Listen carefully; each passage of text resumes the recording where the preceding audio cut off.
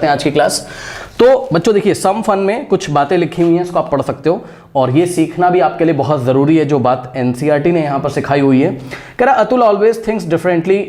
ठीक है, हाँ बच्चों के दिमाग में ऐसा होता है, मैं भी ऑफलाइन क्लासरूम्स में जब पढ़ाता था, ठीक है, तो ऐसा देखने को मिलता है, बच्चे कुछ और ही सोचते हैं। और अतुल नाम का एक बच्चा है, वो भी अलग तरीके से सोच रहा है। वो अपनी टीचर से बोलता है, if what you say is true, then why do I get the right answer for 64/16 is equals to 4/1? सुनो बच्चों, अतुल ने बोला, ध्यान से चेक करो, ये देखो, ये 64/16, ठीक है। अतुल ने बोला कि मैम इसका आंसर तो 4:1 आ रहा है, यानी कि 4/1 आ रहा है, 4/1 आ रहा है, इस तरीके से, ठीक है ना।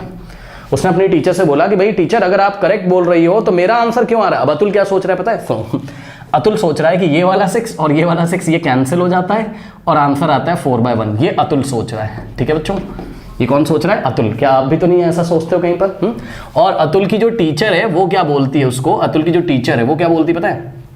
वो बोलती नहीं अतुल ऐसा नहीं है, एक्चुअल में ऐसा हुआ है कि 64 को क्या लिखा गया है? 64 को लिखा गया है, ये देखिए, ये 64/16। अतुल की टीचर बोलती है कि 64 को लिखा गया है 16 × 4, ठीक है, और नीचे 16 को लिखा गया है 16 × 1। आपको पता है 16 × 1 16 होता है ना। और ये 16 से 16 कट जाता है, अतुल की टीचर बोलती है, करेक्ट, कि भाई देखो 16 एक कॉमन फैक्टर है, न्यूमरेटर में भी और डिनोमिनेटर में भी, इसलिए 16 से 16 कैंसिल होता है और आंसर आता है क्या? 4/1। ये अतुल की टीचर ने बोला। अतुल ने बोला कि मैम मेरा आंसर क्यों करेक्ट आ रहा है? 6 से 6 कैंसिल कर दूं तब भी आ रहा है। तो ऐसा हो गया जस्ट, इसीलिए टॉपिक का नाम है सम फन। लेकिन ये कोई करेक्ट मेथड नहीं है बच्चों, ध्यान दें प्लीज। आपने पीछे की क्लासेस में पढ़ा हुआ है, अगर कहीं ऐसा लिखा होता था x square y square upon XY, ठीक है ना, ऐसा अगर कहीं लिखा होता था, ठीक, या शायद हम बहुत अच्छा नहीं आपको बता पा रहे हैं एग्जाम्पल, रुकिए हम आपको देते हैं एग्जाम्पल। आपने पीछे पढ़ा था बच्चों, अगर ऐसा हो कहीं पर XY और नीचे होता था XYZ, ठीक है ना, तो यहाँ पे आप वेरिएबल्स के फॉर्म में, मतलब जब कोई एक्सप्रेशन, वेरिएबल तो नहीं, जब कोई एक्सप्रेशन लिखा होता था, ये देखिए न्यूमरेटर में एक्सप्रेशन है XY, यहाँ XYZ, ठीक है, ये मोनोमियल है, मतलब एक टर्म है इसमें, ये भी मोनोमियल है, तब तो आप कैंसिल कर देते थे X से X, Y से Y। क्यों सर? क्योंकि बच्चों ध्यान से चेक करो, X × Y का मतलब होता था X × Y, ये देखिए XY का मतलब होता था X × Y, और XYZ का मतलब होता था X × Y × Z, ये मीनिंग होता था, X से X जाता था, Y से Y। क्यों?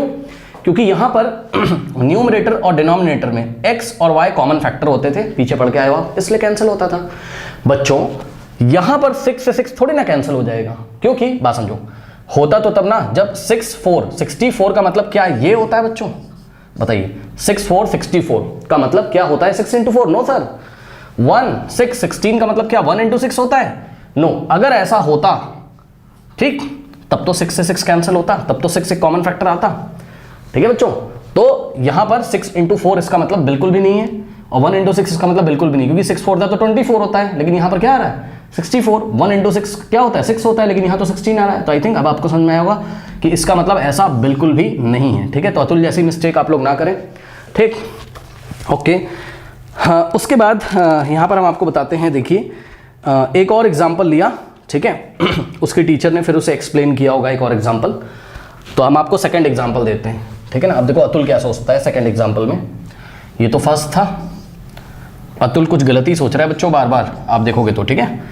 देखिए ये एक एग्जाम्पल दिया उसके टीचर ने, 664/166, ठीक। अब ये अतुल की टीचर ने क्वेश्चन दिया कि भाई इसको सॉल्व करो, ठीक। ध्यान से सुनिए बच्चों, अतुल फिर से वही मिस्टेक करता है। क्या सोचता है? 6 से 6 कैंसिल हो जाएगा, 6 से 6, है ना, और आंसर कितना आ जाएगा? 4/1।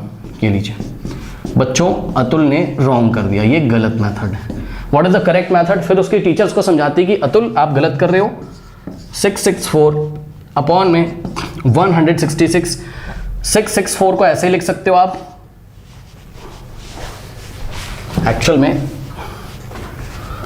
ये देखिए 166 को आपने लिखा 166 × 1, और 664 को आप क्या लिख सकते हो? 166 × 4। बच्चों चेक कर लीजिए, 166 को अगर आप 4 से मल्टीप्लाई करोगे, मैं आपको करके दिखाता हूं कहीं पे, ठीक, यहां पे करता हूं, ठीक। 166 को अगर हम लोग 4 से मल्टीप्लाई करें तो हमें क्या मिलेगा? 4 6 24, 2 4 6 24 + 2 26, 2 4 1 4 + 2 कितना होता है? 6। ये देखिए 664 मिल गया, 664।